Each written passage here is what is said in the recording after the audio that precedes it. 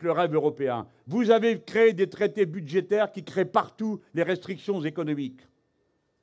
Le sous-investissement public. C'est à cause de vous qu'il y a 4 milliards de moins dans le système de santé en France. C'est à cause de vous qu'il y a de l'argent de moins dans tous les services publics. Vous ne voyez pas que ça ne marche pas? Ça ne donne rien. Regardez-le l'autre là. 4 milliards et demi de cadeaux sur l'impôt sur la fortune qui donne aux riches. Et le résultat, rien dans l'économie réelle. Alors je dis à monsieur le maire, mais vous êtes au courant que c'est l'économie financière qui domine le monde? Et moi, je n'ai pas été à la même grande école que vous, mais je le sais. Et vous n'avez pas l'air de le savoir. Expliquez-moi pourquoi vous croyez que les milliards que vous leur avez donnés, ils vont les mettre dans l'économie réelle, c'est-à-dire investis dans des machines, des entreprises. Expliquez-moi pourquoi. Il se lève, il est tout blanc, il me regarde et il dit « Mais voyons, monsieur Mélenchon, le bon sens ». Ah, c'est le bon sens qui mène le capitalisme. Ça se voit, non? Le résultat, c'est que les recettes de l'État cette année vont être inférieures à celles de l'année précédente. Et que donc, en plus de ce qu'ils avaient prévu de faire pour arriver à cette règle absurde, ridicule, anti-économique des 3% de déficit permis, il va falloir qu'ils y rajoutent la somme qu'ils n'ont pas touchée dans les caisses de l'État parce qu'ils l'ont donnée aux plus riches qui n'avaient rien demandé.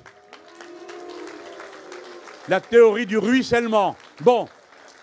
J'étais en train de vous expliquer notre affaire. Donc, nous appliquerons notre programme. Donc, ça ne correspond pas au traité. Donc, nous proposerons plan A, qu'on les renégocie, ou plan A toujours, plan A'.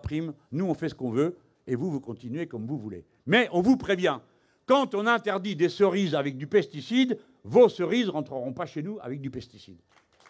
Si on interdit la pêche à ceci et cela, eh bien, le poisson qui est pêché de telle et telle manière, il ne rentre pas chez nous, etc.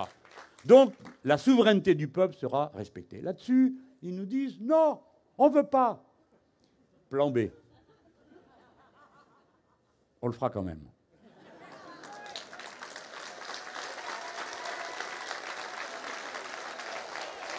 Qu'est-ce que ça d'anti-européen?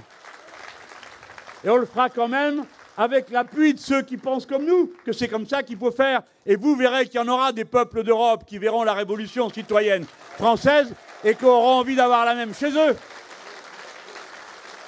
Mais nous, les Français, on connaît, hein, des révolutions, on en a fait. Hein. Eh bien oui, si vous faites pour le mieux-être de la planète et des êtres humains, eh bien, quelle que soit la nationalité, c'est une langue universelle. Si vous dites, nous, on va mettre l'argent qu'il faut pour soigner, nous, on va mettre l'argent qu'il faut pour éduquer. Nous, on va mettre l'argent qu'il faut pour s'occuper de nos aînés qui ne sont plus en état de s'occuper d'eux-mêmes tout seuls. Eh bien, vous verrez dans toutes les langues, en allemand, en italien, en portugais, en espagnol, en polonais. Tout le monde entend cette langue.